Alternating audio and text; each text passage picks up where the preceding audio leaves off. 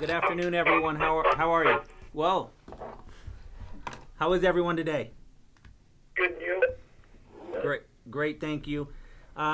Just a reminder, since there is kind of a lot of interference, if you're not asking a question and have the ability to put your phone on mute, it would be greatly appreciated. Coach Wulff is here, so we can get going. We'll do a quick roll call, and then we'll start taking questions. Lou? Chris? Howie? Christian? Robert? Withers? Full house today. Very good. We'll start with questions. Paul, yesterday's practice, you were doing some things a little bit differently on defense. What kind of keys do you have to read with Oregon? I mean, I know you just played an option team, but it's a totally different option, right? It's run a little bit different, and they do things to you a little bit out of the ordinary. Is that right? Well, they're doing this year. Oregon's a little bit different because I think of the strengths of their quarterbacks. I think Thomas Kidd runs very well, but he passes probably better, clearly, than Masoli did. And Masoli, they did a little bit more in their run game probably with Masoli, but they're very. I mean, they're very sound, and they probably don't run as many formations as they did, but they're once again, their speed on offense is very, very evident. And on the other side of the ball, they seem to have just as much speed. Does that scare you a little bit if you spread the field at all because they're so fast getting to the quarterback? Well, it can. I mean, if we're not IDing people correctly and quarterback isn't get rid of the ball at the right time, well, they're going to create problems for you. And we just have to continue to go in with a solid game plan and execute it. And yes, they do run very well on defense as well. They have given up quite a few yards through the air. Mm-hmm. They're last in the Pac-10 actually. Well, you can look at that a couple ways. Yeah, they're well, I think a big part of it is because they're ahead of everybody by so much, and that's all everyone's trying to do is to throw the ball on them. So that's why they have their yards that have given up, I believe, obviously. And so I think that they put people in those positions, and they're so prolific in their offense that their defense can be very aggressive, and they can gamble, and knowing that if they do give up a touchdown or two, it's really not going to have an impact in the game. So by gambling, they make some really big plays. They do some great things, and so right now it's working very well for them. Lastly, I know that Reed's having his typically really good year, but you talk about flipping fields, but in the Pac-10 this year, it seems like it's almost impossible because, like last week, you're playing UCLA, and Reed gets a 59-yard punt, and Locke answers with a 56-yard punt, and Reed gets a 53-yard punt, and Locke. Yeah. So, there's some great punters in this league and kickers. I know every year things change, but after just seeing how so far the teams have been playing in this conference, I think I could argue with anybody that this is the strongest conference in America right now, period. And I don't know that there's one close, to be quite honest. And I think you look at our special teams, you look at the offensive explosiveness in this conference, and really good defenses. I just think right now this conference is maybe as strong as it's ever been right now. And I talked to Coach Levy, who's in his 19th year, and he thinks it's top to bottom the best it's ever been.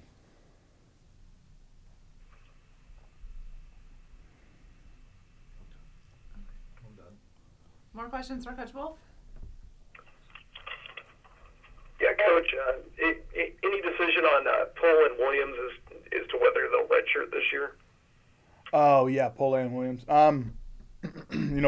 Pole's going to practice at a limited basis today, so he's starting to come back. We have another MRI just to double check, see if things change on Christoph Williams' toe. But we surely are getting close to the point where that redshirt is where we're leaning. Knowing that we're at the halfway point here after this game. So, we just we just got to wait and see a little bit here how things continue to evolve. But those are two guys at this point that look like that could be the case. All in reference to the defensive changes, I mean, is there anything going on other than the Kafusi and Carpenter switches, or is that it?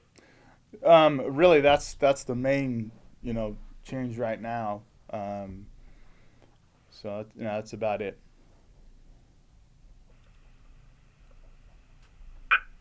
No, nothing going on scheme wise, or going to a 4-2-5 or anything like that. Well, if we did, I wouldn't want to say it. But you know what? Really, nothing major. I mean, I think what has to happen is, regardless of what your base defense is, you always have to kind of adapt to the formations you're going to see.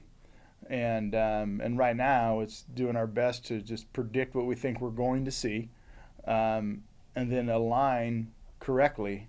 And it all starts out of our base front. It doesn't mean we're not going to have some tweaks here and there for what we're trying to do, which everybody does, and we'll have that as well. But our plan is not to change our whole philosophy of our defense at all.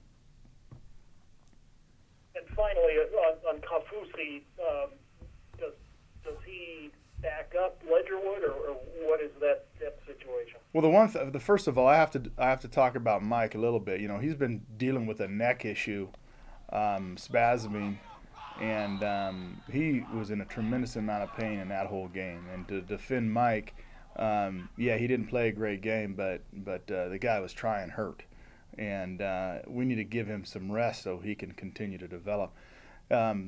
Hopefully we can get him feeling a lot better on the tail end of this week. But Kafusi's going to be in there running with the ones and twos with CJ, Mizell. Those two guys will rotate in and out, and trying to get those guys each and every day a little bit better. And we're just going to kind of go through the week and see how that kind of unfolds heading into this this game. Coach, can you plan around to get Halston into the mix, Paul? Right now, he's gonna. We got to get those two freshmen and CJ and Kafusi a lot of reps. He's gonna sit off, and then probably not get a lot of reps because those other guys are gonna get it right now. But Halston's also taking more and more reps. When we get in some of our two back personnel on offense, and so. That's going to kind of, I think, grow as we keep moving through the season here as well for him in that role. Will it be similar, Paul, for Carpenter in terms of the reps he gets in practice? Yeah, he's going to get a lot of reps running with the ones, and the twos. We'll split them all up in there. But, Carpenter will definitely play in there. And like I said before, he's recruited in as a safety, and I think he's comfortable there. And so that'll help our speed back there, and somebody that's a pretty physical football player for his age. And again, that'll give us it should help our team. And a lot of that has to do with kind of the emergence of DeMonte Horton playing better and better each week. And Nolan playing, and Daniel, and and Eric Justin's back a little bit healthier, so it buys us some more depth at the corner position. And since obviously Chima's nicked up this week at this point, along with Leandre's out and Jay Matthews is out for the whole year, our depth at the safety position has become thinner than we would want, and so it's obviously fairly youthful at the position, but it'll help us. We're moving Anthony back there. Will Chima practice today, Paul? No, he's got a hamstring and it's been sore, and so we'll know more as we move through the week whether he'll be able to play. Would you call it a strain more than a pull? Yeah,